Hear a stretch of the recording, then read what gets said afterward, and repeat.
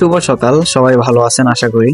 আমি এখন যাব ভোলার বাংলা বাজারে টিটিসি ট্রেনিং সেন্টারে, যেখানে 3 দিন ট্রেনিং দিতে হয়। যারা বিদেশগামী তারা এখানে 3 দিন ট্রেনিং দেওয়ার পর একটা সার্টিফিকেট দেয়। এই সার্টিফিকেটটা যারা বিদেশে যাবে তাদের অনেক ইম্পর্টেন্ট একটা কাগজ।